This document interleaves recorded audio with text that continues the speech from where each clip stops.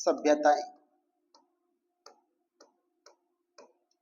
ठीक है, पढ़ते हैं। सर्वप्रथम हम पढ़ते हैं आहड़ सभ्यता को। कौन सी सभ्यता पढ़ते हैं?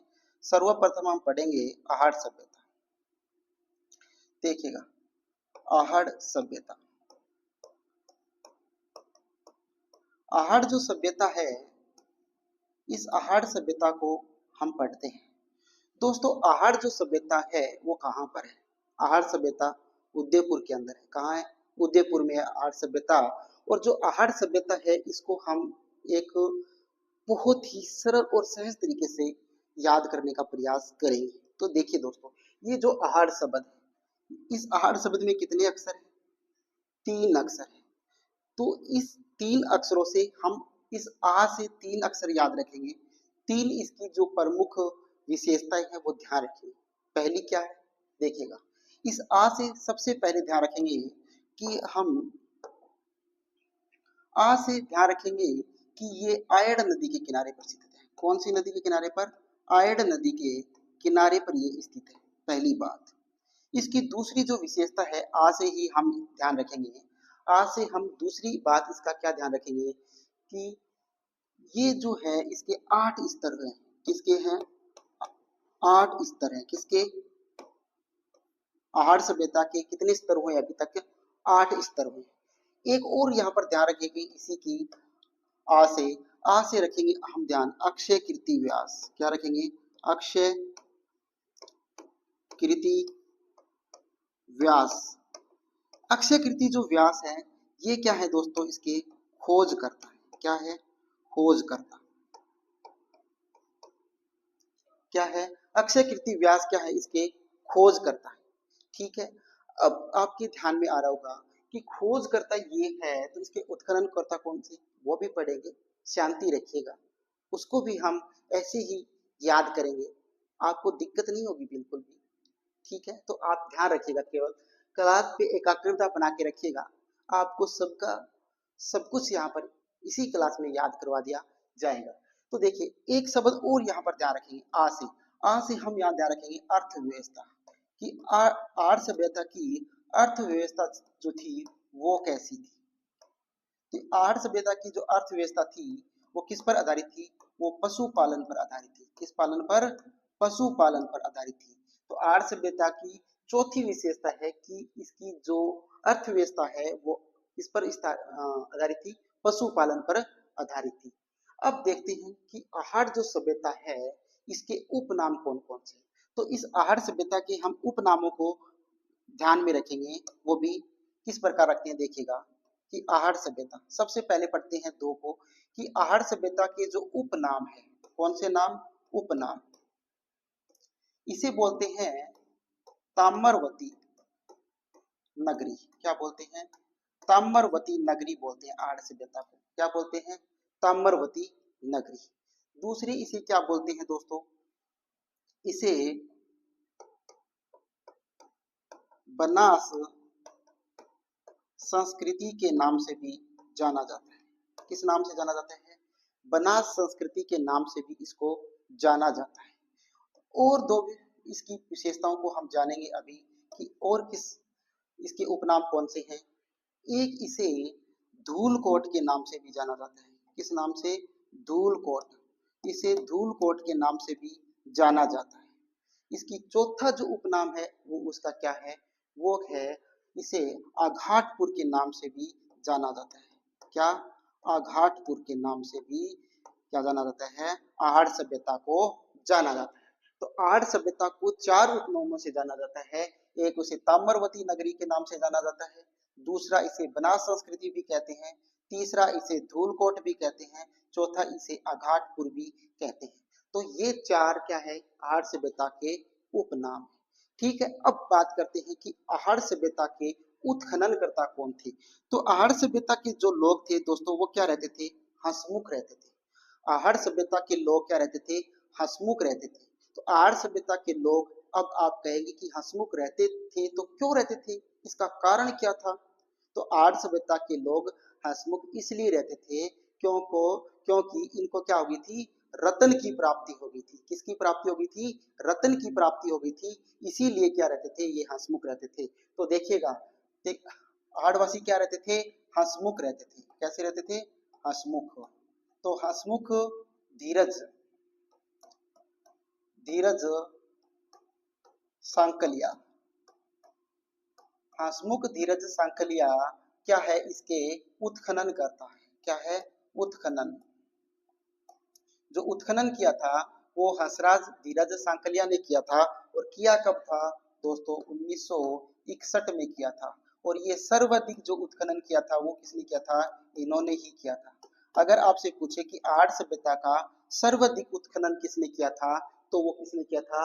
हंसमुख धीरज सांकलिया ने किया था। अब एक तो बता दिया कि मैंने हंसमुख धीरज सांकलिया इसके क्या थे? उत्खनन करता थे। तो दूसरे एक और भी थे, वो कौन थे?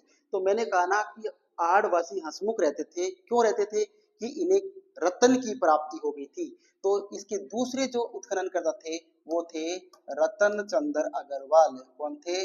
रतन चंद्र अग्रवाल थे। और रतन चंद्र जो अग्रवाल है, इन्होंने इसका उत्खनन जो कार्य किया था वो 1956 में किया था। कब किया था? 1956 में इन्होंने उत्खनन कार्य किया था। ओके, अब बात करते हैं कि आहड़ जो वासी है, ये आहड़ वासी जो जल निकासी का जो इनमें होता था, जल निकासी जो होती थी वो किसके माध्यम से होती थी? उसे क्या बोलते थे? तो आहड़वासी जो जल निकासी करते थे वो किससे करते थे? चक्करकूप से करते थे। किससे करते थे? चक्करकूप नाम का इनका एक यंत्र होता था। उसको इससे क्या करते थे? जल निकासी का जो कार्य होता था उसको ये क्या बोलते थे? चक्करकूप बोलते थे। ठीक है, अब अगली बात देखते हैं कि जो आहड़ सभ्यता के जो लोग हैं, ये आहड़ सभ्यता के लोग, अगली विशेषता के बारे में पढ़ूं कि यहाँ पर जो मृद भांड मिले थे, क्या मिले थे? मृद भांड जो मिले, मृद भांड जो मिले थे यहाँ पर आर्य सभ्यता के अंदर, उनकी क्या विशेषता थी? कि आर्य सभ्यता के अंदर जो मृद भांड मिले उनकी विशेषता क्या थी? तो ये इनकी विशेषता थी कि इनका जो रंग था वो काला व लाल रंग था। कैसा था? काला व लाल रंग था। व इस पर उल्टी तपाई, उल्टी तपाई क्या थी? इनकी शैली थी। इनकी शैली क्या थी? उल्टी तपाई शैली। ये काला और लाल रंग, ये उल्टी तपाई शैली की गई थी। किस पर? इनके मृद भांडों के अंदर। ठीक है, अगर इसकी इसके अंदर जलपात्र भी मिले थे। एक जलपात्र मिला था आर्य सभ्यता के अंदर, और उसका ऐसा अनुमान लगाया गया था कि ये किस सभ्यता से संबंधित हो सकता है। तो वो जो जलपात्र था दोस्तों, वो किस सभ्यता से संबंधित था? ईरान की सभ्यता से संबंधित था। इसमें जो एक जलपात्र मिला था, क्या मिला था? जलपात्र। इसके अंदर जो जलपात्र मिला, जलपात्र जो मिला था इसका, वो जलपात्र किस किस सभ्यता से संबंधित था? वो ईरानी सभ्यता से संबंधित था। कौन सी सभ्यता से? ईरानी सभ्यता से। वो ईरानी सभ्यता से संबंधित था। कौन सी सभ्यता से संबंधित था? ईरानी सभ्यता से संबंधित था। जो आर्य सभ्यता के अंदर जो जलपात्र मिला था वो किस सभ्यता से संबंधित था? वो ईरानी जल सभ्यता से संबंधित, सॉरी, ईरानी सभ्यता से संबंधित था। अगर इसकी विशेषता और देखी जाए तो कि जो आहड़ जो सभ्यता है दोस्तों, ये आहड़ सभ्यता के अंदर जो अनाज रखने का जो पात्र होता था उसको ये क्या बोलते थे? तो ये जो अनाज रखने का इनका जो पात्र होता था, ये जो अनाज रखते थे वो किस में रखते थे? अनाज ये रखते थे, वो ये किस में रखते थे? अनाज, अनाज जो ये रखते थे वो किस में रखते थे? ये अनाज जो रखते थे वो एक तो गोरे नाम का और दूसरा कोठे नाम का, इनका क्या होता था? गोरे और कोठे नाम का एक पात्र होता था दो, उसको क्या बोलते थे? जिसमें क्या रखते थे? ये अनाज रखते थे। क्या रखते थे? अनाज ये रखते थे। ठीक है, तो ये थी थोड़ी सी आर्य सभ्यता के बारे में महत्वपूर्ण।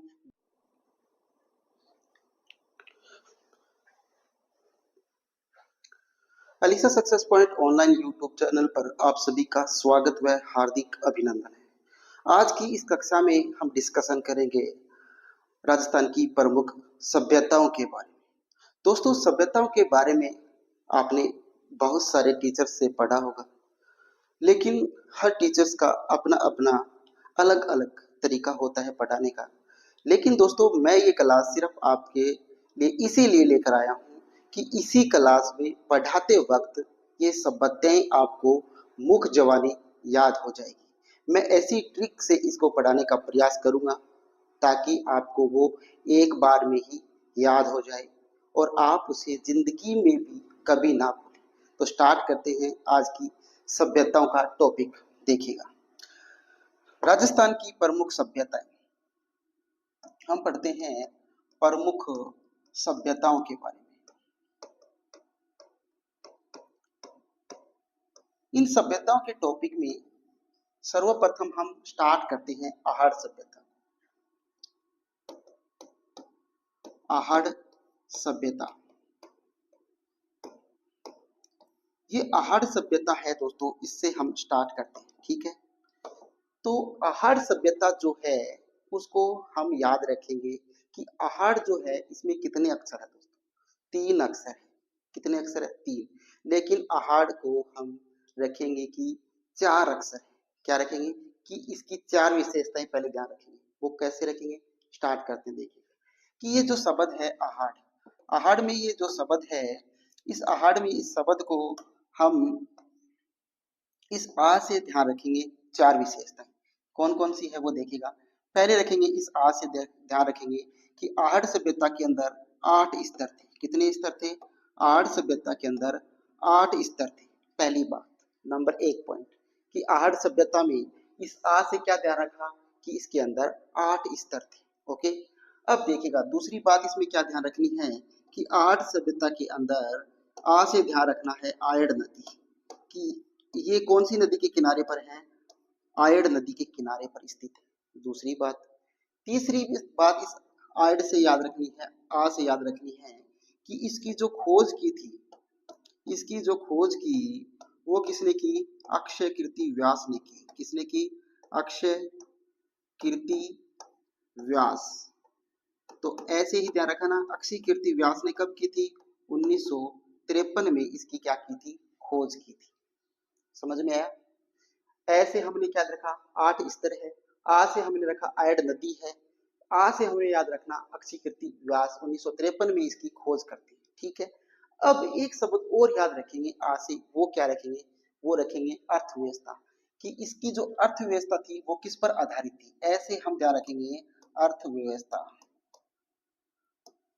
इसकी जो अर्थव्यवस्था है वो किस पर आधारित थी दोस्तों? वो थी पशुपालन के ऊपर। किसके ऊपर? पशुपालन के ऊपर आहड़ की अर्थव्यवस्था आधारित थी। तो आ से हमने कितने शब्दों को याद किया दोस्तों? आहड़ से हमने आ को चुना। आ से हमने 4 शब्द याद किए, इसकी 4 विशेषता थी। ऐसे आ से हमने देखा कि इसके 8 स्तर थे। दूसरी बात, आ से ध्यान रखा ये आयड़ नदी के किनारे स्थित है। तीसरी बात ध्यान रखी कि ये इसकी जो खोज की थी अक्षय कीर्ति व्यास थे, इसको ऐसे याद रखा। चौथी बात हमने ध्यान रखी कि जो आ शब्द है इससे हमने ध्यान रखा अर्थव्यवस्था। इसकी अर्थव्यवस्था किस पर आधारित थी? वो थी किस पर? पशुपालन पर। ठीक है, अब देखते हैं कि अर्थव्यवस्था तक तो हमने इसको पढ़ लिया। अब हम पढ़ते हैं कि दोस्तों आहड़ व्यवस्था है वो कितनी प्राचीन है। तो आहड़ सभ्यता है वो 4000 वर्ष पुरानी है। कितनी प्राचीन है ये?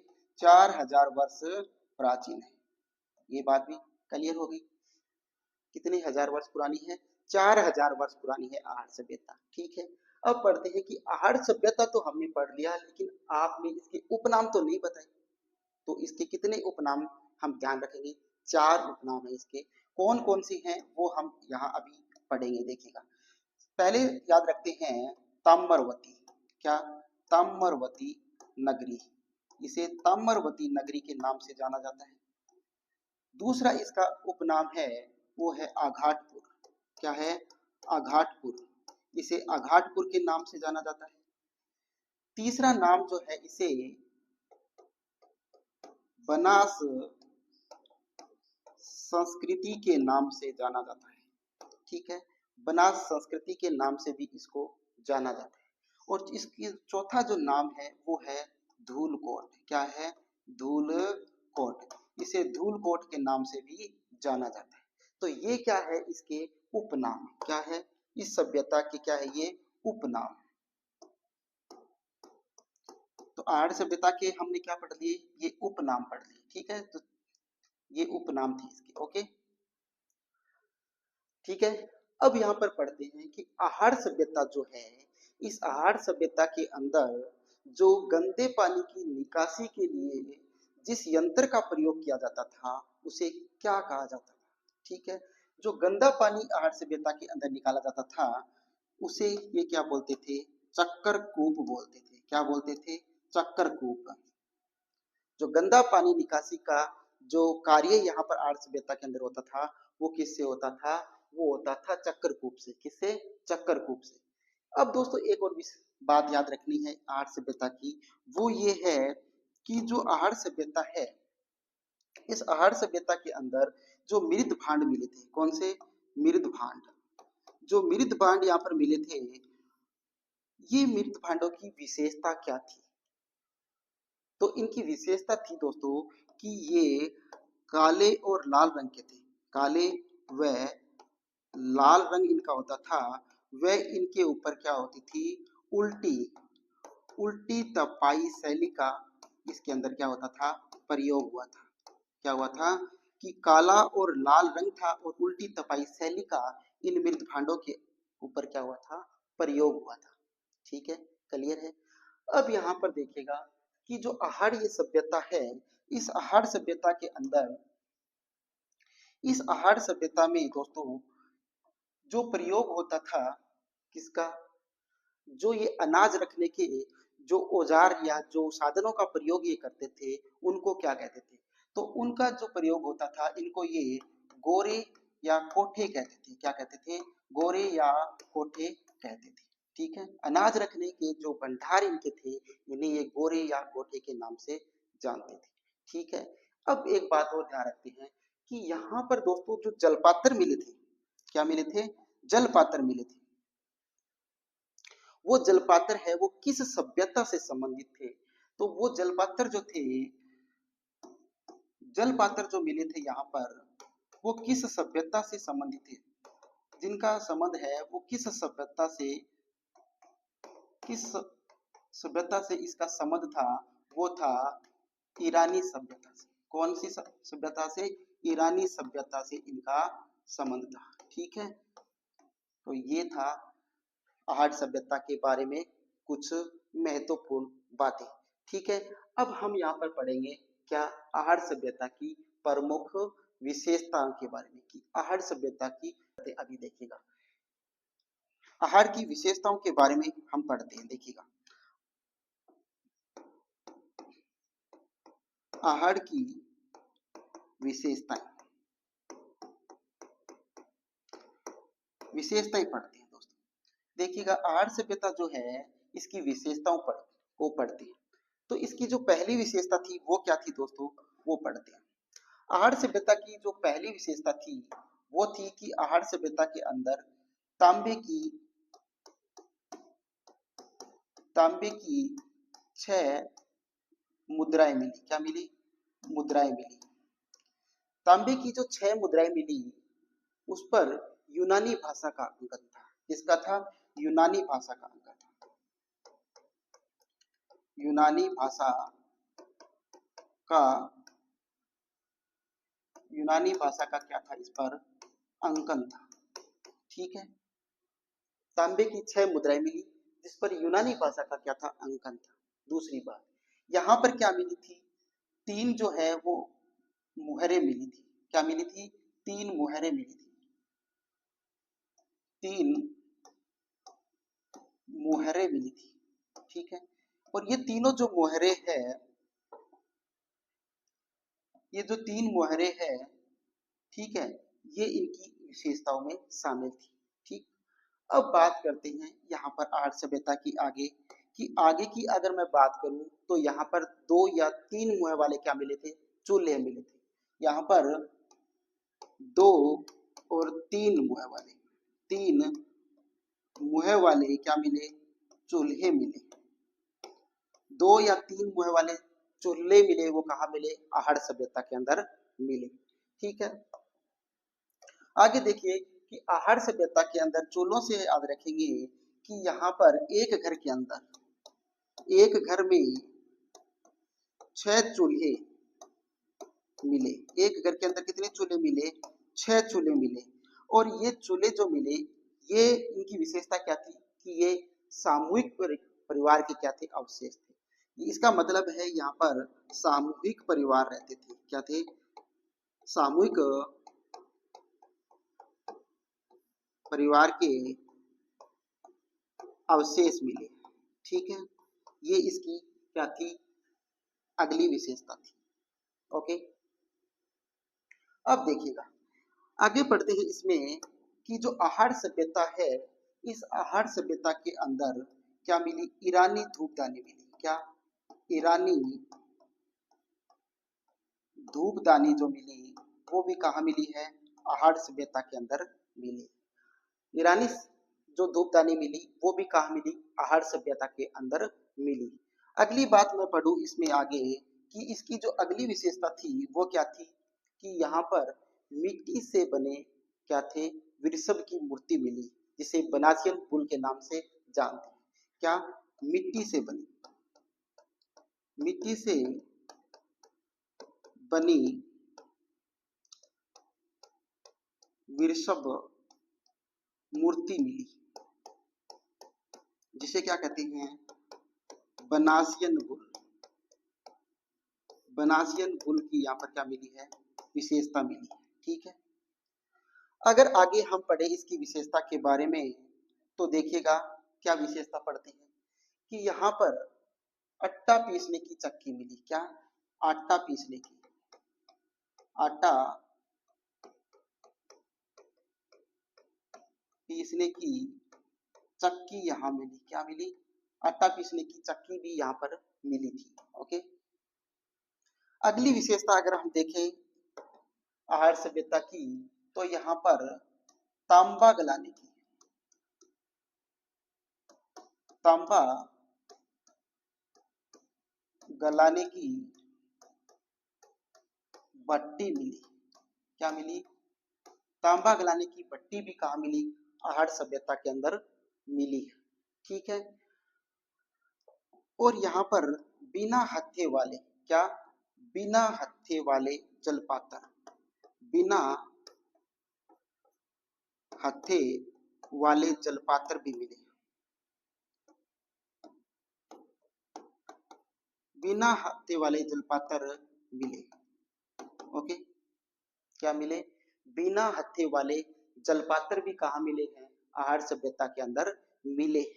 ठीक है, आगे की विशेषता पढ़ते हैं आहार सभ्यता की कि आहार सभ्यता के अंदर आगे जो मिला वो क्या मिला दोस्तों। आगे की अगर मैं बात करूं आहार सभ्यता की, तो आहार सभ्यता की अगली जो विशेषता थी वो थी कि यहाँ पर तांबे की कुल्हाड़ियां, तांबे की कुल्हाड़ियां मिली, तांबे की अंगूठियां मिली और चूड़ियां मिली। और क्या मिली? चूड़ियां। ये विशेषता किसकी है? आहार सभ्यता की। क्या है? ये है आहार सभ्यता की प्रमुख विशेषताएं। ठीक है, तो इसको एक बार फिर से मैं आपके सामने रिपीट करता हूँ कि इसकी क्या क्या विशेषताएं थी आहार सभ्यता की। यहाँ पर देखिए आहार सभ्यता की सबसे पहली जो विशेषता है कि यहाँ पर तांबे की क्या मिली है? 6 मुहरें मिली है। क्या मिली है? तांबे की 6 मुहरें मिली आहार सभ्यता के अंदर। और ये जो तांबे की मुहरें थी, ये इस पर यूनानी भाषा का अंकन था, यानी इन 6 मुद्राओं के ऊपर यूनानी भाषाओं में लिखा हुआ था। ठीक है, अगली विशेषता है कि यहाँ पर 3 मुहरें मिली। कितनी मुहरें मिली? 3 मुहरें भी मिली आहार सभ्यता के अंदर। ठीक है, अगली बात अगर पढ़े इसकी विशेषता आहार सभ्यता में, यहाँ पर 2 या 3 मुहर वाले चूल्हे मिले कि एक जो चूल्हा है उसके 2 या 3 मुहर थे, ये भी विशेषता मिली। अब एक चूल्हे से हमने याद रखेंगे कि जो चूल्हा है उससे एक बात और ध्यान रखेंगे कि यहाँ पर एक घर के अंदर 6 चूल्हे मिले। कितने मिले? कि एक घर है, उस एक घर के अंदर 6 चूल्हे यहाँ पर मिले, यानी यहाँ पर सामूहिक परिवार की भी अवशेष भी मिले हैं कि यहाँ पर सामूहिक परिवार रहते थे। ठीक है। अगली विशेषता क्या है कि यहाँ पर तांबे की कुल्हाड़ी भी मिली और तांबे की अंगूठी भी मिली और तांबे की चूड़ियां भी यहाँ पर मिली। ठीक है। अगली विशेषता के बारे में पढ़े कि यहाँ पर बिना हत्थे वाले जलपात्र भी मिले। जिन जलपात्रों के जल पीने के जो पात्र थे उनके क्या थे, हत्थे नहीं थे, पकड़ने के हत्थे नहीं मिले थे, बिना हत्थे वाले जलपात्र यहाँ पर मिले। अगली विशेषता थी कि आहड़ सभ्यता के अंदर ईरानी धूपदानी मिली। क्या मिले, ईरानी धूपदानी मिली, वो भी आहड़ सभ्यता की प्रमुख विशेषता थी। अगली विशेषता थी कि यहाँ पर मिट्टी से बना एक विरसव की मूर्ति मिली। क्या मिली, मिट्टी से बनी विरसव की मूर्ति मिली और जिसे क्या मानते हैं, बनासियन पुल माना था। ठीक है। अगली विशेषता ये रही इसकी कि आहड़ सभ्यता के अंदर आटा पीसने की क्या मिली, चक्की मिली। आटा पीसने की जो चक्की होती है वो भी कहाँ मिली, आहड़ सभ्यता के अंदर मिली। अगली विशेषता थी कि तांबा गलाने के लिए भी यहाँ पर क्या मिली थी, भट्टी मिली थी। तांबा गलाने की जो भट्टी है वो भी आहड़ सभ्यता के अंदर मिली है। तो ये क्या थी दोस्तों, आहड़ सभ्यता की प्रमुख विशेषताएं थी। मैं आशा करता हूँ कि जो यहाँ पर मैंने जो ये सभ्यताओं की संबंधित जो कहानी यहाँ पर बताई है आपको, वो अच्छी प्रकार से मुख जवानी याद हो गई होगी और आशा करता हूँ कि ये आपको क्या है, कभी भूलेंगे भी आप नहीं। ठीक है। अब पढ़ेंगे हम कालीबंगा सभ्यता के बारे में थोड़ी डिटेल से। ठीक है। कालीबंगा सभ्यता, कालीबंगा सभ्यता है, इसको हम पढ़ते हैं। ठीक है। तो सबसे पहले हम पढ़ते हैं कालीबंगा सभ्यता में एक ट्रिक पर ध्यान रखते हैं। वो ट्रिक है कि कालीबंगा में बाबा लाल कृष्ण अमल की घोषणा करते हैं। क्या करते हैं, बाबा लाल कृष्ण अमल की घोषणा करते हैं। कहां पर, कालीबंगा के अंदर। तो पढ़ते हैं, देखिएगा इस सभ्यता से पढ़ेंगे कि कालीबंगा में बाबा लाल कृष्ण अमल की घोषणा करते हैं। ये एक ट्रिक है कालीबंगा से संबंधित और इससे हम कुछ महत्वपूर्ण टॉपिक्स, जो महत्वपूर्ण पॉइंट है वो याद करने का प्रयास करेंगे ताकि आपको अच्छी प्रकार से याद हो जाए। और मैंने फिर कहा कि ये दुनिया क्या है दोस्तों, ये दुनिया है, अकेला अकेला खड़े रहने की हिम्मत रखिएगा, अकेला खड़ा रहने की हिम्मत रखिएगा। ये दुनिया सिर्फ ज्ञान देती है, साथ नहीं देती है। ठीक है।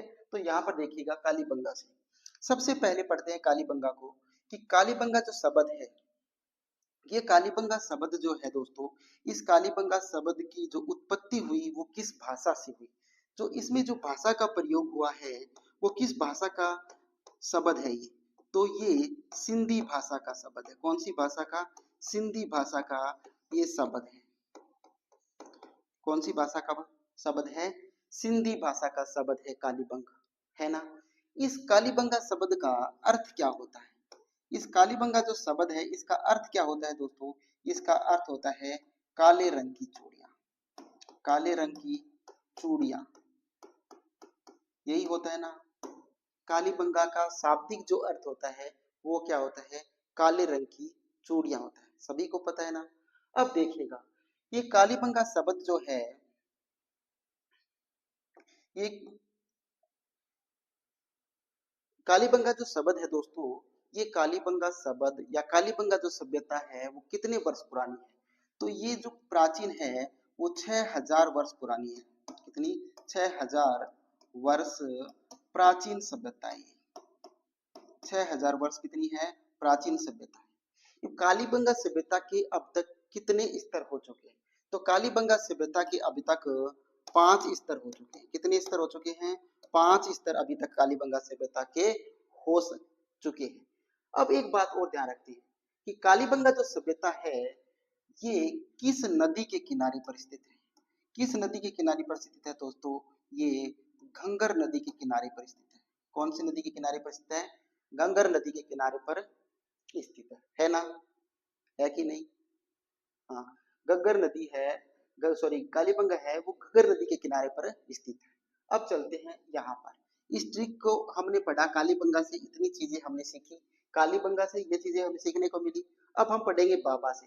बाबा से क्या ध्यान रखना है दोस्तों? बाबा से हमें ध्यान रखना है कि बाबा जो है, इस बा से हमें ध्यान रखेंगे ब्रिज, ब्रिज, और इस बा से रखेंगे बासी, बिरज बासी लाल। क्या? बिरज बासी लाल। बा से ब्रिज और बा से बासी, बिरज बासी लाल, बिरज बासी लाल। आगे दूसरा क्या है? कृष्ण। तो इस लाल और इस कृष्ण को जोड़ देंगे, तो इस बा और इसको ला को जोड़ेंगे तो क्या हो जाएगा? बाल कृष्ण। क्या जोड़ेंगे? बाल कृष्ण। ये दो व्यक्ति थे, क्या? बिरजबासी लाल और बाल कृष्ण। ये दोनों क्या थे? इसके उत्खनन करता थे। क्या थे? इसके उत्खनन करता थे। ये दोनों क्या थे? उत्खनन करता। ये है उत्खनन करता। ठीक है, ये दोनों इसके क्या थे? उत्खनन करता थे। ठीक है, अब देखिएगा अमल। अमल से क्या ध्यान रखोगे? अमल से रखोगे अमलानंद घोष। क्या रखोगे? अमलानंद, अमलानंद घोष। अमलानंद जो घोष है, इन्होंने क्या की थी? इसकी खोज की थी। क्या की थी? खोज की थी। अमलानंद घोष ने क्या की थी? इसकी खोज की थी। किसकी? कालीबंगा सभ्यता की। ठीक है, तो हमने देखा बा से बृजबासी लाल और बाला कृष्ण से बाल कृष्ण और बृजबासी लाल, ये दोनों इसके क्या है? उत्खनन करता है। क्या है? उत्खनन करता है। ओके, तो ये बात यहाँ तक आपको समझ में आई? ठीक है, अब देखिए अहाड़ जो सभ्यता, सॉरी कालीबंगा जो सभ्यता है, कालीबंगा सभ्यता के अंदर एक कंकाल मिला। क्या मिला? कंकाल। और इस कंकाल के अंदर 6 छिद्र थे। कितने थे? एक बच्चे के, एक बच्चे की क्या मिली? खोपड़ी मिली। खोपड़ी।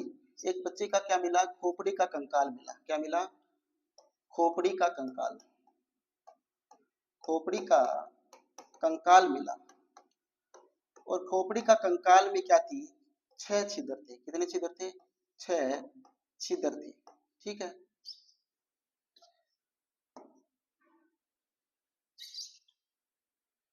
इसमें क्या थे? 6 छिद्र थे। 6 छिद्र मिले, मिले ना? ठीक है, अब यहाँ पर कालीबंगा सभ्यता के अंदर क्या मिले दोस्तों? कालीबंगा के अंदर सर्वप्रथम, सर्वप्रथम भूकंप के साक्ष्य मिले। भूकंप के साक्ष्य, जो सर्वप्रथम भूकंप के साक्ष्य मिले वो कहाँ मिले? कालीबंगा सभ्यता के अंदर मिले, है ना?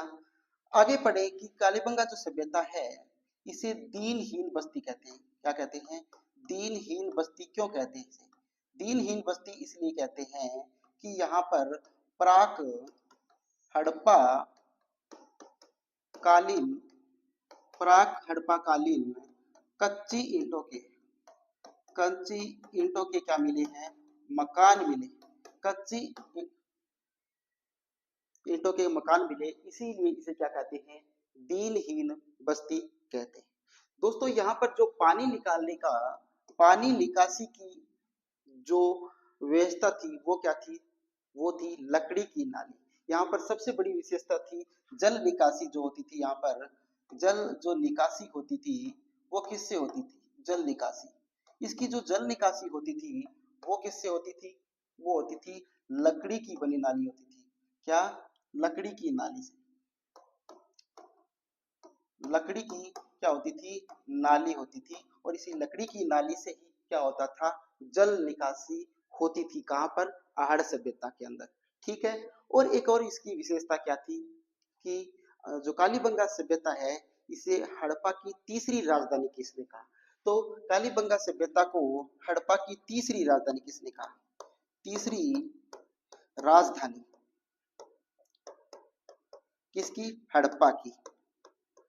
हड़प्पा, हड़प्पा की जो, हड़प्पा की तीसरी राजधानी इसे किसने कहा था? दशरथ शर्मा ने कहा था। दशरथ शर्मा ने क्या कहा था, इसको हड़प्पा की तीसरी राजधानी भी कहा था। क्या कहा था?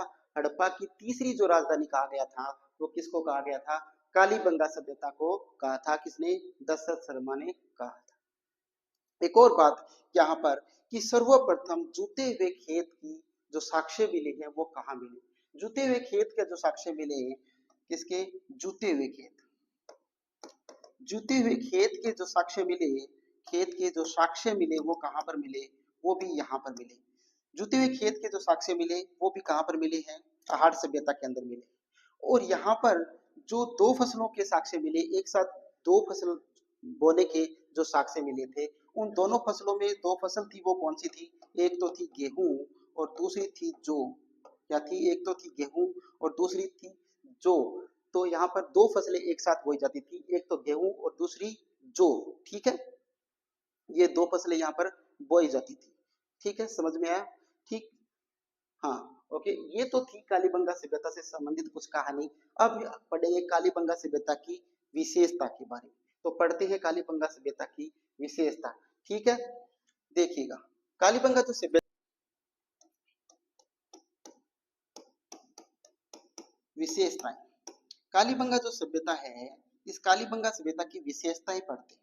तो कालीबंगा सभ्यता के अंदर अंडाकार या चिरायु आकार की क्या मिली थी? कब्रें मिली थी। इसकी पहली विशेषता क्या थी? कि यहाँ पर अंडाकार अंडाकार या चिरायु कब्र मिली। कैसी मिली? कब्र मिली, चिरायु कब्र। ठीक है, तो अंडाकार या चिरायु कब्र इसकी पहली विशेषता थी। दूसरी बात, यहाँ पर युगल समाधियां मिली। क्या मिली? युगल समाधियां। युगल यहाँ पर समाधियां मिली। ठीक है, दूसरी विशेषता क्या थी? यहाँ पर युगल समाधियां भी मिली। ठीक है, कालीबंगा सभ्यता के अंदर। तीसरी जो इसकी विशेषता थी वो क्या थी? यहाँ पर ऊंट की अस्थियां मिली। क्या मिली? ऊंट की अस्थियां मिली। ऊंट की अस्थियां जो मिली है वो भी कहाँ मिली है? कालीबंगा सभ्यता के अंदर मिली है। ठीक है, अगली विशेषता के बारे में हम पढ़े कि कालीबंगा की जो अगली विशेषता थी वो क्या थी दोस्तों? वो यहाँ स्वास्तिक के चिन्ह मिले। क्या मिला? यहाँ पर स्वास्तिक। स्वास्तिक है कि स्वास्तिक का यहाँ चिन्ह मिला। क्या मिला? स्वास्तिक चिन्ह यहाँ पर मिले। ओके, अब देखिएगा अगली जो विशेषता इसकी थी वो कौन सी थी? कि कालीबंगा सभ्यता के अंदर अगली जो विशेषता हम पढ़े तो वो यहाँ पर क्या मिला था? खिलौने मिले। क्या मिले? खिलौने मिले और गाड़ी मिली। खिलौने मिले यहाँ पर, वह गाड़ी मिली। ठीक है, खिलौना गाड़ी यहाँ पर मिली है। ठीक है, दूसरी बात, अगली विशेषता अगर हम पढ़े इसकी तो वो देखिएगा कौन सी विशेषता पढ़ेंगे। तो अगली विशेषता है इसकी कि यहाँ पर क्या मिले है? मिट्टी से बना हुआ क्या मिला? सॉरी, तांबे से बना हुआ वृषभ मिला। क्या मिला? तांबे से, तांबे से निर्मित, तांबे से निर्मित क्या मिला? यहाँ पर वृषभ मिला है। तांबे से निर्मित यहाँ पर वृषभ मिला है। ओके, अगली विशेषता अगर हम पढ़े इसकी तो यहाँ पर क्या मिला है दोस्तों? सात। सात है, सात हवन कुंड यहाँ पर मिले हैं। क्या मिले हैं? सात हवन कुंड यहाँ पर मिले हैं। ठीक है,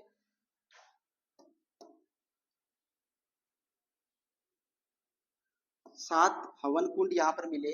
और अगर इसकी विशेषता की अगर हम बात करें तो यहाँ पर क्या मिले हैं दोस्तों? कालीबंगा सभ्यता के अंदर सात हवन कुंड के अलावा हाथी दांत की, क्या? हाथी दांत की कंघी मिली। क्या मिली है? हाथी दांत की कंघी मिली।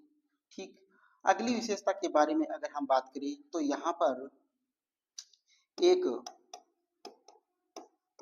दरवाजे का किवाड़ मिला है। एक दरवाजे वाला किवाड़ मिला या एक दरवाजे का किवाड़ यहाँ पर मिला है। ठीक है, अब हम पढ़े इसकी और विशेषताओं के बारे में। तो यहाँ पर क्या मिले हैं दोस्तों, समकोण पर क्या मिले हैं, समकोण पर समकोण आकृति की सड़कें यहाँ पर मिली है। समकोण आकृति की सड़कें यहाँ पर एक और विशेषता है कालीबंगा सभ्यता की। अगर और सभ्यताओं की अगर हम इसकी विशेषताओं की बात अगर करें हम, तो यहाँ पर और क्या मिला है बताइएगा। कालीबंगा सभ्यता के अंदर और क्या मिला है, अलंकृत ईंटें मिली है। क्या मिले यहाँ पर, अलंकृत ईंटें मिली है, अलंकृत ईंटें मिली, ठीक है। एक और विशेषता याद रखिए यहाँ पर, ईंटों से निर्मित ईंटों से निर्मित चबूतरे, ईंटों से निर्मित क्या मिले हैं, चबूतरे मिले, ठीक है। अगर और विशेषता की बात मैं यहाँ पर करूं इसकी, तो देखिएगा और विशेषता की अगर मैं बात करूं, मीर्ण पट्टिका पर, मीर्ण पट्टिका पर सींग युक्त देवता की आकृति मिली है। क्या मिली है, मीर्ण पट्टिका पर सींग युक्त देवता की क्या मिली है, यहाँ पर मूर्ति मिली है, ठीक है, या आकृति मिली है। एक और विशेषता इसकी क्या मिली है कि मुद्रा पर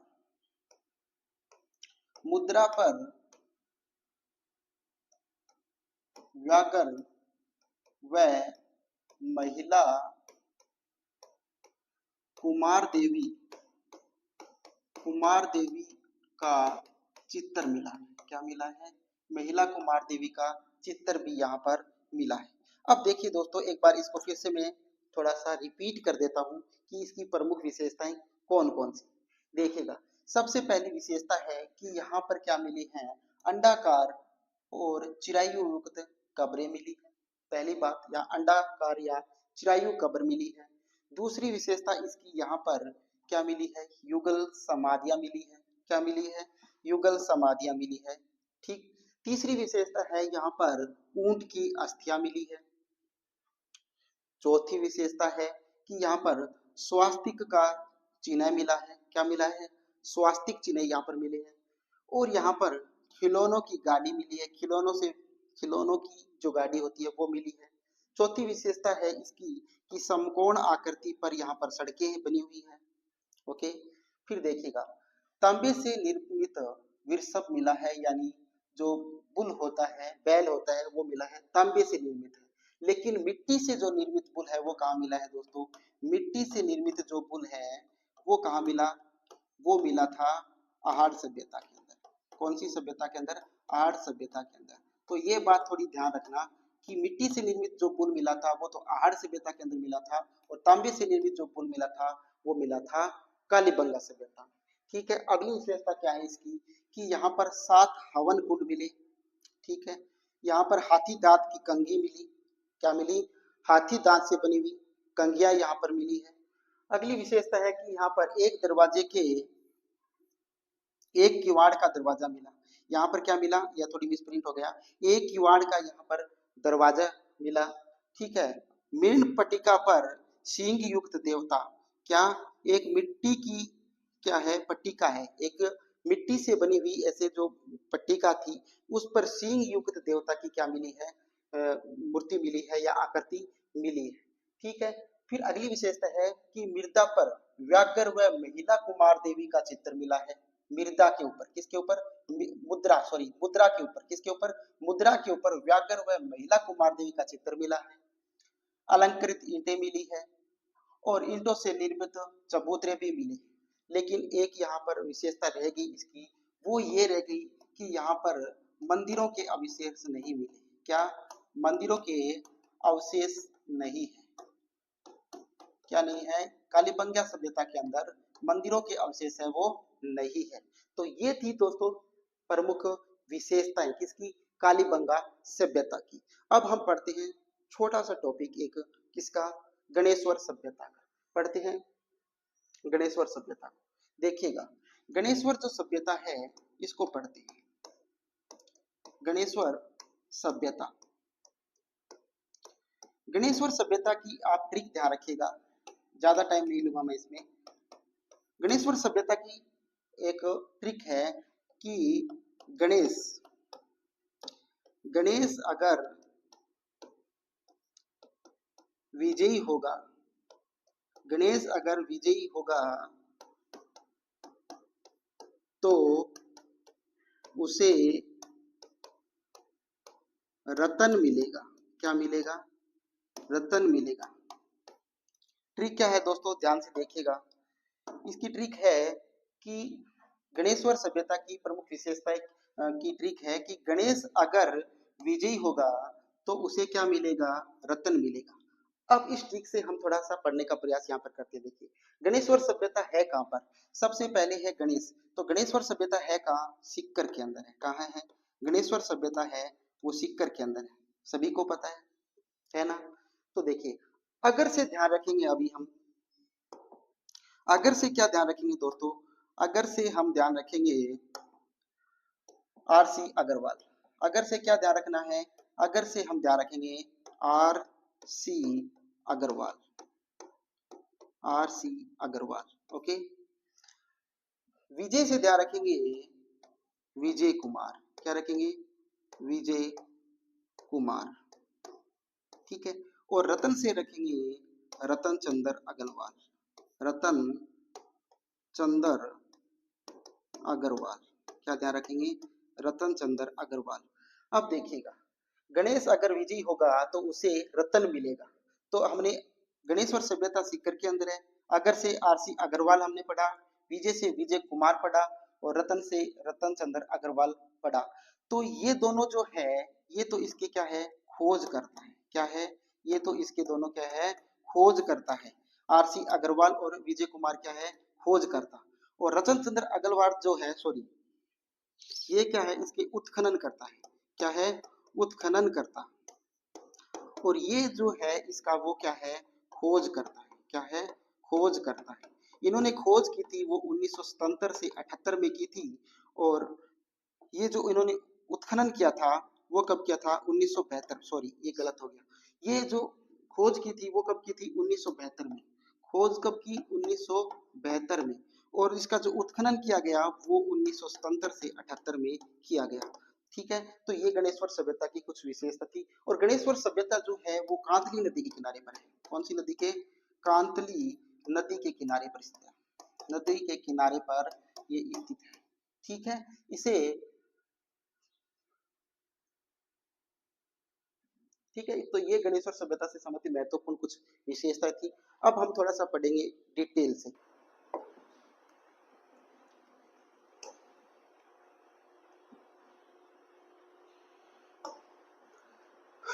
तो दोस्तों, अभी हम जो अपनी पीडीएफ बनाई हुई है, उस पीडीएफ के माध्यम से हम आहड़ सभ्यता के बारे में चर्चा करेंगे। पहले मैंने आपको थोड़ा सा याद कराने का जो प्रयास किया, अपनी तरफ से जो प्रयास हो सकता था मैंने आपसे किया, कि मैं आपको ट्रिक के माध्यम से या कोई स्पेशल शब्द की हिंट लेके आपको अच्छी प्रकार से समझा सकूं। तो मैंने वो प्रयास किया और आशा करता हूं कि आपको वो समझ में भी आया होगा। अब हम पढ़ेंगे जो डिटेल जो चीजें मैंने पढ़ाई है वो उसके अनुरूप मैंने पढ़ा है कि नहीं, वो आप देखेंगे। यहाँ पर देखिएगा, तो आहड़ सभ्यता, जो आहड़ सभ्यता है कहाँ पर? उदयपुर के अंदर है। कहाँ है आहड़ सभ्यता? आहड़ सभ्यता दोस्तों उदयपुर के अंदर है। पढ़ते हैं, देखिए, आहड़ सभ्यता राजस्थान के किस जिले में है? उदयपुर में। कौन से जिले में है? उदयपुर के अंदर। देखिए, आहड़ सभ्यता किस नदी के किनारे पर स्थित है? आयड़ नदी के किनारे पर स्थित है। आहड़ सभ्यता किस की खोज किसने की थी? अक्षय कीर्ति व्यास ने की थी 1953 ईस्वी में।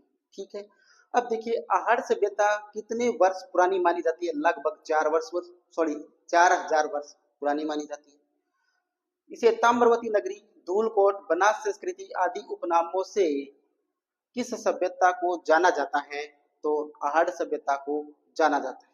ठीक है, आहड़ में अनाज रखने के बड़े मृत भांड क्या कहलाते हैं? गोरे या कोठे कहलाते हैं। देखिएगा, मैंने आपको बताया था कि आहड़ जो शब्द है ये आहड़ शब्द है। इस आहड़ शब्द से आपको ध्यान रखना है क्या, एक शब्द आ से हमें चार बातें ध्यान रखनी है। कितनी बातें ध्यान रखनी है, चार बातें ध्यान रखनी है। पहली, आ से हमें ध्यान रखने हैं कि इसके 8 स्तर थे। कितने स्तर थे इसके, 8 स्तर थे। 8, आहड़ सभ्यता में कितने स्तर थे, 8 स्तर थे। फिर मैंने बताया कि आ से एक और याद रखोगे, ये आयड़ नदी के किनारे पर स्थित है। कौन सी नदी के किनारे पर, आयड़ नदी के किनारे पर ये स्थित है। दूसरी बात, तीसरी बात, इसकी खोज किसने की थी, इसकी जो खोज की थी वो किसने की थी, वो की थी अक्षय कीर्ति व्यास ने। किसने की थी, अक्षय कीर्ति व्यास ने। किसने की थी, अक्षय कीर्ति व्यास ने इसकी खोज की थी। तो आपने 1, 2 और 3 बातें याद रखी। चौथी बात कौन सी, चौथी बात ऐसे आपको ध्यान रखना है अर्थव्यवस्था के बारे में, कि इसकी जो अर्थव्यवस्था थी वो किस पर आधारित थी। इसकी जो अर्थव्यवस्था है वो किस पर आधारित थी, वो थी पशुपालन के ऊपर। ठीक है, तो पशुपालन के ऊपर इसकी अर्थव्यवस्था आधारित थी। तो ये थोड़ी सी आहड़ सभ्यता की जो कहानी मैंने आपके सामने की है वही। फिर आहड़ से आप रखो कितने वर्ष पुरानी है ये, 4000 वर्ष पुरानी है। कितनी हजार वर्ष पुरानी है, 4000 वर्ष पुरानी है। ठीक है, फिर जो अक्षय कीर्ति व्यास ने इसकी जो खोज की थी वो कब की थी, 1953 में की थी। कब की थी, 1953 में। फिर मैंने बताया कि आहड़ सभ्यता के उत्खननकर्ता कौन थे, तो आहड़ सभ्यता के लोग क्या रहते थे, हंसमुख रहते थे। ठीक है, तो आर्य सभ्यता के जो लोग थे वो हंसमुख रहते थे। तो हंसमुख रहते थे तो वो क्यों रहते थे, वो इसलिए रहते थे कि उनको वहां पर क्या हो गई थी, रत्न की प्राप्ति हो गई थी। तो यहाँ पर देखिए इसके उत्खननकर्ता जो थे, इसके उत्खननकर्ता, इसके जो उत्खननकर्ता थे वो कौन थे, दो थे। मैंने कहा हंसमुख थे, तो यहाँ पर हंसराज, हंसमुख, क्या, हंसमुख, धीरज सांकलिया, धीरज सांकलिया। ठीक है, दूसरे रतन बताया मैंने, रतन पाकर कुछ थे, तो थे रतन चंद्र अग्रवाल। ठीक है, तो ये दोनों इसके क्या थे, उत्खनन करता थे। तो मैंने यहाँ पर थोड़ी सी आपको बताने का प्रयास पहले भी कर चुका हूँ। ठीक है, अब आगे देखिएगा कि इसकी आगे की विशेषता देखिएगा आप, कि आहड़ सभ्यता में मिले जल पात्रों में कौन से देश की सभ्यता सभ्यता है जिसके संबंध में इसका अनुमान लगाया गया है। आहड़ से मिले जल पात्र कौन से देश की सभ्यता है से इसके संबंध का अनुमान लगाया गया, कौन सी सभ्यता से, ईरान की सभ्यता थी। ठीक है, जो जलपात्र मिले थे यहाँ पर वो ईरान सभ्यता से संबंधित थे, या संबंधित थे या मेल खाते थे। राजस्थान की वह सभ्यता स्थल जहां से रंगाई और छपाई के ठप्पे मिले हैं, आहड़ सभ्यता, रंगाई छपाई के ठप्पे कहाँ मिले हैं, आहड़ सभ्यता से मिले हैं। आहड़ की खुदाई से प्राप्त मृत भांडों की मुख्य विशेषता क्या थी, ये भी मैं पहले डिटेल से बता चुका हूँ कि यहाँ पर विशेषता थी कि काला व लाल रंग था इनका, वह उल्टी तपाई क्या थी, शैली थी। उल्टी तपाई क्या थी, इनकी शैली थी। ठीक है, आहड़वासी गंदे पानी के निकासी के लिए जो उपकरण प्रयोग में लाते थे वे क्या कहलाते थे, वो चक्कर कूप कहलाते थे। क्या कहलाते थे, चक्कर कूप कहलाते थे। जो गंदा पानी जो था आर्य सभ्यता का, वो जिससे निकलता था उसको वो क्या कहते थे, चक्कर कूप कहते थे। ठीक है, आहड़ की अर्थव्यवस्था किस पर टिकी हुई है, मैंने अभी बताया कि आहड़ सभ्यता की जो अर्थव्यवस्था है वो किस पर टिकी हुई है, पशु पर टिकी हुई है। किस पर टिकी हुई है, पशु के ऊपर। ठीक है, अब आहड़ सभ्यता से प्राप्त प्रमुख अवशेष हम पढ़ेंगे, क्या, प्रमुख अवशेष पढ़ेंगे। ठीक है, अवशेष देखिए कि कौन कौन से अवशेष मिले आहड़ सभ्यता से। मिट्टी व पत्थर के क्या मिले, मनके मिले। मिट्टी से बने, पत्थर से बने मनके मिले। ठीक है, तांबे की कुल्हाड़ी मिली, अंगूठी मिली और चूड़ियां मिली। ठीक है, तांबे की कुल्हाड़ी, अंगूठी और चूड़ियां जो मिली है वो कहाँ मिली है, आहड़ सभ्यता से मिली। अगली विशेषता, उत्खनन के 8 स्तर मिले। कितने स्तर है आहड़ सभ्यता के, 8 स्तर मिले। ठीक है, एक मकान में 6 चूल्हे मिले हैं। कितने मिले हैं, 6 चूल्हे मिले हैं। जो सामूहिक परिवार का अवशेष है, क्या है, सामूहिक परिवार का अवशेष है। जो एक जो घर है, इस एक घर के अंदर कितने चूल्हे मिले, 6 चूल्हे मिले। कितने चूल्हे मिले, 6 चूल्हे। और ये क्या है, सामूहिक परिवार के अवशेष है। ठीक है, अब देखिए बिना हत्थे वाले छोटे जलपात्र मिले। जिनका हत्था नहीं होता, जिनको हम पकड़ते हैं, पकड़ने वाला जो जो डंडी होती लगी होती है वो नहीं मिले, ऐसे क्या मिले, छोटे जलपात्र मिले। वो कहाँ मिले, आहड़ सभ्यता के अंदर। पांच तांबे, सॉरी, पांचवी विशेषता है तांबा गलाने की भट्टियां मिली।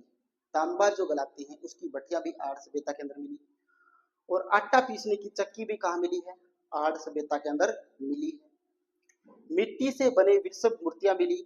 मिट्टी के बने हैं, किसके बने हैं, देखना यार ध्यान से, ये क्वेश्चन कंफ्यूज करेगा, आगे मिलेगा आपको ये। मिट्टी से बने वृषभ मूर्तियां मिली, जिसे बनासियन बुल कहते हैं, बनासियन बुल बोला गया। तो यहाँ पर मिट्टी से बने हुए वृषभ यानी बैल की मूर्तियां मिली। इंडो ग्रीक मुद्रा पर यूनानी देवता अपोलो का चित्र मिला। क्या, इंडो और ग्रीक मुद्रा पर, ठीक है, उस पर अपोलो देवता का, क्या यूनानी देवता है अपोलो, उसका क्या मिला, चित्र मिला है। ठीक है, कौन सी मुद्रा पर, इंडो और ग्रीक मुद्रा के ऊपर। ठीक है, ईरानी शैली की धूपदानी मिली है। जो ईरानी शैली है उसकी धूपदानी जो मिली है वो कहाँ मिली है, पहाड़ सभ्यता के अंदर मिली है। यहाँ दो तीन मुँह वाले चूल्हे मिले हैं, यानी एक चूल्हा है, इस चूल्हे के यहाँ पर भी मुंह है, यहाँ पर भी मुंह है, और यहाँ पर भी मुंह है, यानी दो या तीन मुँह वाले क्या मिले हैं, चूल्हे मिले हैं, कहाँ पर, आहड़ सभ्यता के अंदर। और एक घर में 6 चूल्हे भी मिले हैं, कहाँ पर, आहड़ सभ्यता के अंदर। ठीक है, आगे देखते हैं।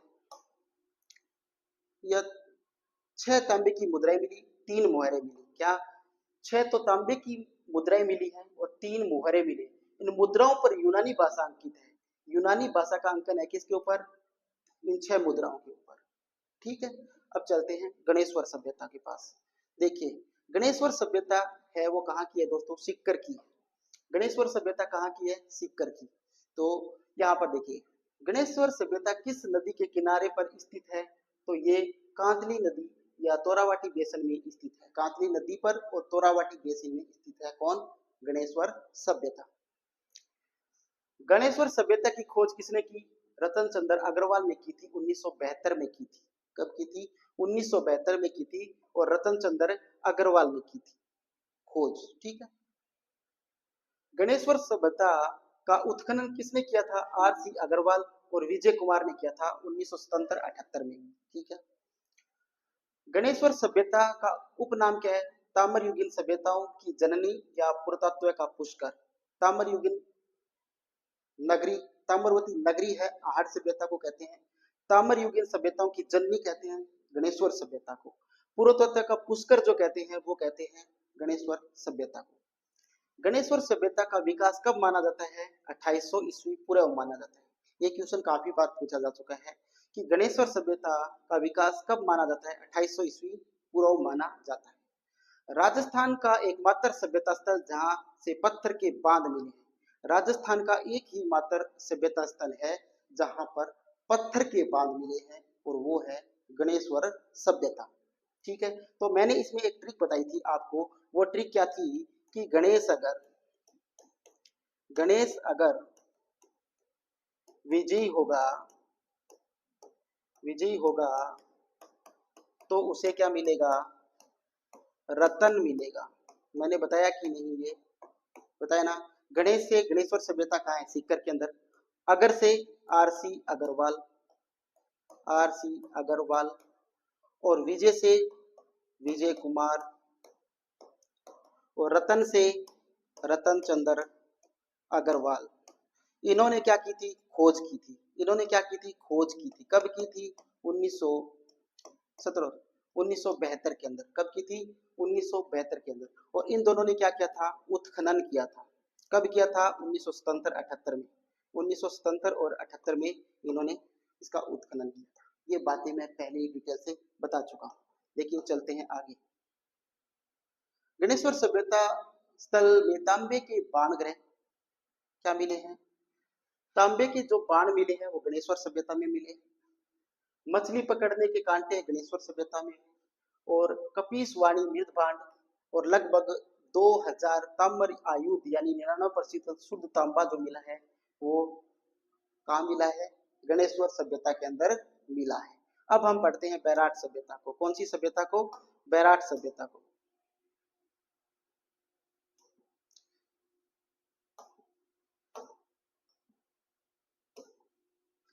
देखिएगा, बैराट सभ्यता में क्या है, बैराट सभ्यता। बैराट विराट सभ्यता गलत लिखा गया यहाँ पर, बैराट सभ्यता। बैराट सभ्यता स्थल कहाँ स्थित है? शाहपुरा जयपुर के अंदर है। बैराट कहाँ है? शाहपुरा जयपुर में। बैराट सभ्यता की खोजकर्ता कौन थे? राय बहादुर दयाराम साहनी 1937 में इसकी क्या करते हैं? खोज करते हैं। कौन? राय राय बहादुर दयाराम साहनी 1937 में क्या करते हैं? इसकी खोज करते हैं। कौन सी? बैराट सभ्यता की। ठीक है। बैराट सभ्यता का उत्खनन कार्य किसने किया था? उत्खनन किसने किया था? बैराट सभ्यता का उत्खनन किसने किया था? उत्खनन का कार्य नीलरत्न बनर्जी ने, कैलाशनाथ दीक्षित ने किया था। किसने किया था? नीलरत्न बनर्जी और कैलाशनाथ दीक्षित ने किया था 1962-63 में। कब किया था? 1962-63 में। इसको कैसे याद रखोगे? उत्खननकर्ता कौन कौन थे बैराट सभ्यता का? तो इसको आप ट्रिक में ध्यान रखिएगा। क्या रखोगे? केलानाथ। क्या रखोगे? केलानाथ। तो केलानाथ नीला हो गया, नीला हो गया।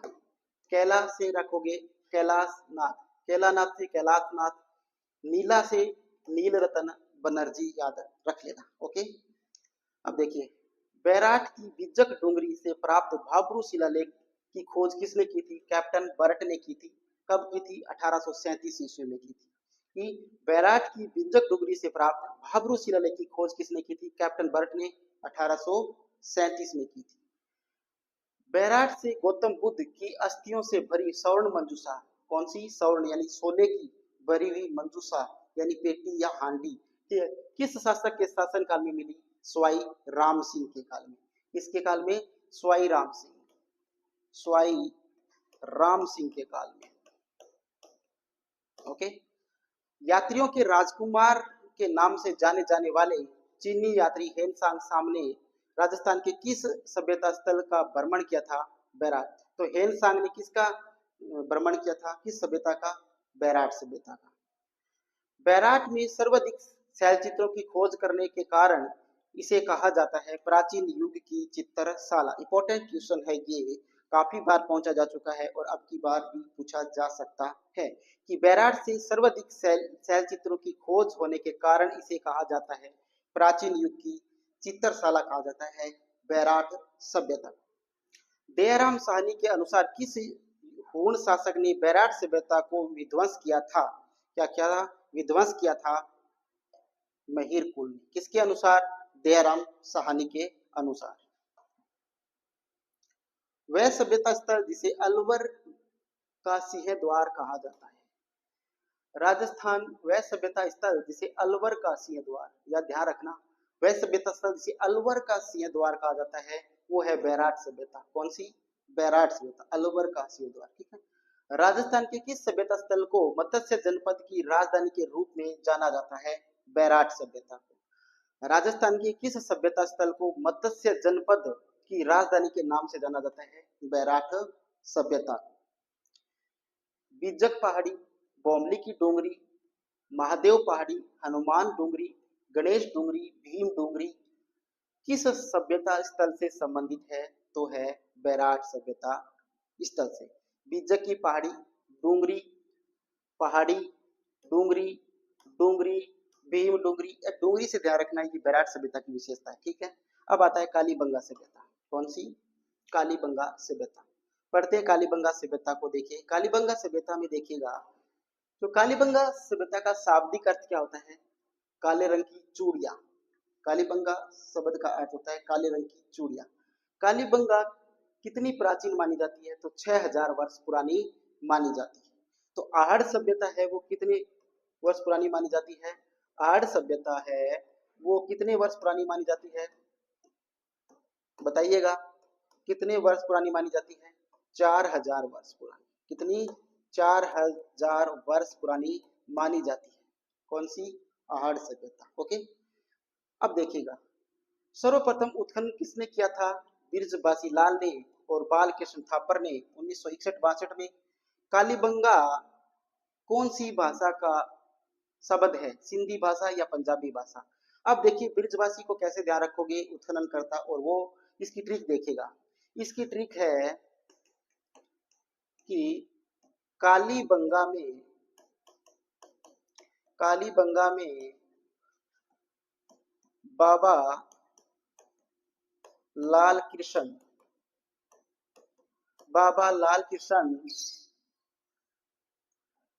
अमल की घोषणा करते हैं। क्या करते हैं? अमल की घोषणा करते हैं। ठीक है, क्या? कालीबंगा में बाबा लाल कृष्ण अमल की घोषणा करते हैं। देखिएगा, बाबा से तैयार रखोगे, बा से बिरज, बा से वासी, बिरजबासी। ठीक है, लाल कृष्ण से तो बिरजबासी लाल हो गया। अब देखिएगा कृष्ण, कृष्ण से क्या रखोगे? बाल, बाल और कृष्ण थापर। 1961-62 में क्या करते हैं? दोनों उत्खनन करते हैं। और अमल से क्या रखोगे? अमलानंद घोष, जो इसकी खोज करते हैं। कब? 1956 में। कब करते हैं? 1956 में। देखिएगा, कालीबंगा की कौन सी नदी के किनारे स्थित है? गगर नदी के किनारे। इसका प्राचीन नाम सरस्वती नदी है। कालीबंगा से कितने स्तर सामने हैं? कालीबंगा के कितने स्तर सामने आए हैं? तो 5 स्तर सामने आए। कितने स्तर? 5 स्तर सामने आए। ठीक है, कालीबंगा की को हड़प्पा की तीसरी राजधानी किसने कहा था? दशरथ शर्मा ने कहा था। किसकी? हड़प्पा की तीसरी राजधानी किसने कहा था कालीबंगा सभ्यता को? दशरथ शर्मा ने। ठीक है, अब चलिए, विश्व में सर्वप्रथम भूकंप के साक्ष्य कहाँ मिले हैं? देखिएगा, सर्वप्रथम काली सर्वप्रथम भूकंप के साक्ष्य कहाँ मिले? कालीबंगा सभ्यता में। विश्व में सर्वप्रथम लकड़ी की नाली के अवशेष कहाँ मिले हैं? लकड़ी की नाली, यानी जल निकालने के लिए लकड़ी की नाली का प्रयोग करते थे, वो साक्ष्य सर्वप्रथम कहाँ मिले हैं? कालीबंगा सभ्यता में मिले। कालीबंगा सभ्यता में मिले हैं। कालीबंगा को किन प्रमाणों के कारण दीनहीन बस्ती या गरीबों की बस्ती कहा जाता है? यहाँ आ गया क्वेश्चन ये। ठीक है, मिसप्रिंट हुआ है कोई। ठीक, तो प्राक हड़प्पाकालीन मकान में कच्ची ईंटों का प्रयोग होने के कारण इसे दीनहीन बस्ती कहते हैं। कहां पर? प्राक हड़प्पाकालीन में। आगे पढ़िए। वह सभ्यता स्थल जिसमें प्राक हड़प्पा सभ्यता के अवशेष मिले हैं, कालीबंगा। राजस्थान की किस सभ्यता स्थल से जुते हुए खेत के अवशेष मिले हैं और एक साथ दो फसल उगने के साक्ष्य मिले हैं? वो कौन सी सभ्यता है? कालीबंगा सभ्यता। यानी एक साथ खेत जोते हुए और उसमें दो फसलें एक साथ बोई गई है, वो कौन सी सभ्यता है? कालीबंगा। और दो फसलें थी, वो कौन सी थी? एक तो थी गेहूं। कौन सी थी? गेहूं। और दूसरी फसल थी, वो कौन सी थी? जौ थी। तो एक तो फसल गेहूं और दूसरी जौ थी, वो दोनों एक साथ बोई गई थी कालीबंगा सभ्यता के अंदर। एक बच्चे के कंकाल की खोपड़ी से 6 छिद्र मिले। कितने मिले? खोपड़ी के कंकाल से 6 छिद्र मिले। मस्तिष्क शोध यानी हाइड्रोसपोलिस शल्य चिकित्सा के प्रमाण किस सभ्यता से मिले हैं? कालीबंगा सभ्यता से मिले। ठीक है, कालीबंगा से मिले प्रमुख अवशेष देखिए कौन कौन से मिले यहाँ से। समकोण प्रकार की सड़कें मिली, समकोण प्रकार की सड़कें मिली। मंदिरों के अवशेष नहीं मिले। ये बात इंपॉर्टेंट है यहाँ पर कि किस सभ्यता के अंदर मंदिरों के अवशेष नहीं मिले हैं, काम नहीं मिले हैं? कालीबंगा सभ्यता के अंदर मंदिरों के अवशेष है वो नहीं मिले। युगल समाधियां मिली है, मतलब एक साथ समाधियां मिली है। खिलौनों की गाड़ी या पहिए मिले हैं। स्वास्तिक का चिन्ह मिला है, जैसे स्वास्तिक चिन्ह मिला है ऐसे ही। ठीक है, ऐसे स्वास्तिक का चिन्ह मिला है। कलश सावधान साक्ष्य मिले हैं। ऊंट की अस्थियां मिली है। अलंकृत ईंटें मिली हैं। तांबे के आक्रामक मुद्रा में वृषभ की मूर्ति मिली है। अब देखिए, तांबे की आक्रामक मुद्रा में तांबे की वृषभ मूर्तियां मिली है। तांबे की वृषभ मूर्ति मिली है। ठीक है, तांबे की। लेकिन मिट्टी की जो पूछ ले आपसे कि मिट्टी की वृषभ मूर्ति कहाँ मिली है, तो मिट्टी की जो वृषभ मूर्ति मिली है वो मिली है आहड़ के अंदर। कहाँ मिली है? आहड़ के अंदर। और तांबे की वृषभ मूर्ति मिली है वो कहाँ मिली है? कालीबंगा के अंदर। कहाँ मिली है? कालीबंगा के अंदर। ध्यान रखना, ये क्वेश्चन बन सकता है। ठीक है, देखिएगा आगे। तांबे की मूर्ति मिली है। एक पल्ली का दरवाजा मिला है। क्या मिला है? एक पल्ली का दरवाजा, मतलब एक ही गेट है। जो रूम होता था, कमरा होता था, उसके एक ही गेट लगा होता था। ठीक है, तो एक दरवाजे के पल्ली के दरवाजा मिला। हाथी दांत की कंघी, जो कंघी और वह कंघी मिला। हाथी दांत को। मुद्रा के ऊपर यानी पीसांग ऊपर महिला कुमार देवी का चित्र है। 7 आयताकार हवन कुंड या सामूहिक तंदूर मिला है। शायद आयतगा आकार का, क्या आकार का, आयतगे आकार का के मिला है हवन कुंड मिले है। कितना? हवन कुंड। कितना? 7। और ईंटों से निर्मित चबूतरे मिले हैं। ईंटों को बनेड़ा चबूतरा जहाँ बने राजस्थान में पाई जाएगी। अंडा के आकार की चरायु कब्र मिली है। ठीक है। मीन पट्टिका पर सिंह युक्त देवता की आकृति मिली है। ये इंपॉर्टेंट हो सकता है दोस्तों, पूछा जा सकता है कि मीन पट्टिका समझते हो? मिट्टी की बनी हुई ऐसी कोई क्या होती है, मिट्टी की बनी हुई कोई पट्टिका है, पट्टी है मिट्टी की बनी हुई। ठीक है। उसके ऊपर सिंह युक्त देवता की आकृति मिली है। किसमें? कालीबंगा सभ्यता में। किस सभ्यता में? कालीबंगा सभ्यता के अंदर। ठीक है। अब आगे चलते हैं। ठीक है दोस्तों, यहाँ पर इसका क्या होता है, समापन होता है। ठीक है। आशा करता हूँ कि आपको ये क्लास अच्छी लगी होगी और आपको जो पढ़ाया गया है वो समझ में भी आया होगा। अगर अगर ऐसा हुआ है तो आप इस क्लास को ज़्यादा से ज़्यादा शेयर कीजिएगा, क्लास को लाइक कीजिएगा और Alisha success point YouTube channel को आप भी सब्सक्राइब कीजिए और शेयर करके अपने दोस्तों को भी इस यूट्यूब चैनल से जोड़िए। थैंक यू, धन्यवाद, जय हिंद, जय भारत।